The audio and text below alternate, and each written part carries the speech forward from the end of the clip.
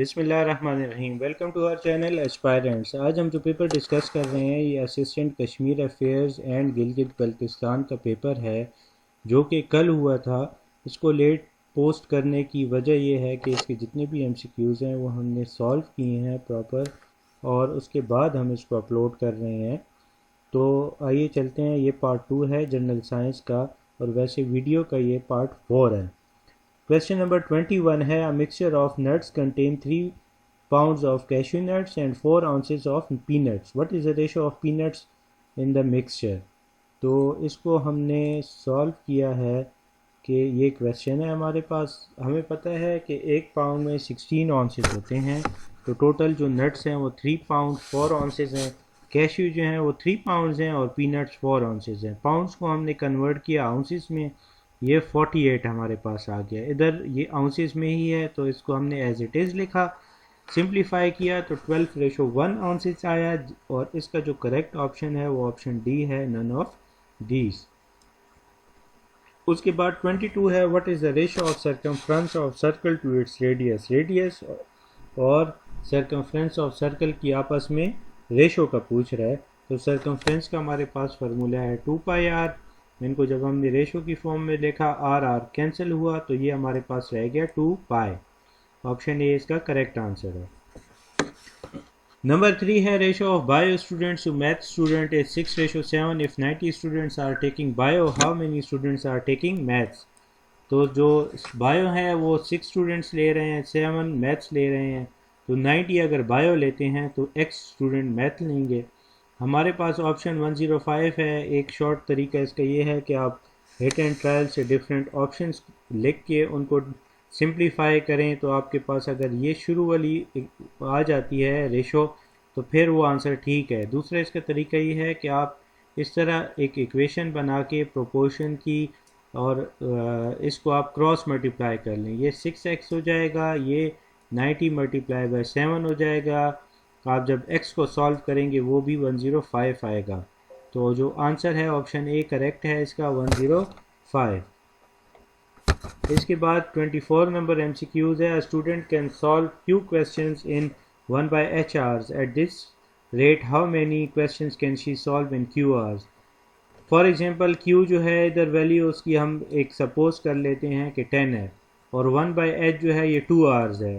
तो अगर वो 10 क्वेश्चन 2 आवर्स में सॉल्व करती है तो इसका मतलब कि 1 आवर में 5 क्वेश्चन सॉल्व करेगी और 10 आवर में वो 50 क्वेश्चन सॉल्व करेगी। तो ये इक्वेशन बनती है q is equal to 1/h। ठीक है, तो जो करेक्ट इस इक्वेशन है वो हमारे पास बनती है q/h। ठीक है, लेकिन इसमें इस तरह की कोई ऑप्शन भी गिवन नहीं थी, सो इसका जो करेक्ट आंसर है वो नन ऑफ डीज है। ये इक्वेशंस आप देख सकते हैं। 1/h है, HQ स्क्वायर है, HQ है और नन ऑफ दीज है, सो नन ऑफ दीज इसका करेक्ट आंसर है। उसके बाद हमारे पास है कि 1 cup of condense sweetened milk weights 11 pounds 11 ounces. How many ounces of milk will remain unused for recipe requiring 2 cups of milk when a housewife opens 4 to 6 ounces cans of condensed milk? ये question number 25 है कि opens 4 to 6 ounces cans of milk। तो इसको हमने solve किया है। House wife ने open किए 22 आउंसेस क्योंकि 11 आउंसेस का एक है। ठीक है, तो टोटल 22 हो गए। अगर हम इसको सॉल्व करते हैं कि 4 कैंस कितने होंगे तो 6 मल्टीप्लाई बाय 4 ये 24 आउंसेस हो गए। तो 22 आउंसेस हमें रिक्वायर्ड हैं, 2 आउंसेस इसमें बच जाएंगे। ऑप्शन बी इसका करेक्ट आंसर है।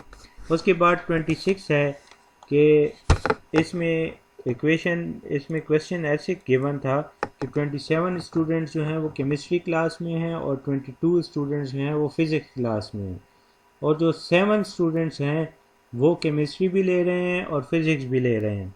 तो ये कह रहे हैं कि क्या रेशो बनेगी उन स्टूडेंट्स की कि जो सिर्फ फिज़िक्स या सिर्फ केमिस्ट्री ले रहे हैं।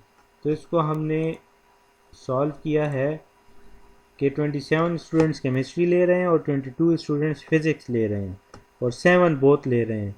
तो 27 माइनस सॉरी इधर आएगा 7, ठीक है। तो 27 minus 7 is equal to 22 minus 7।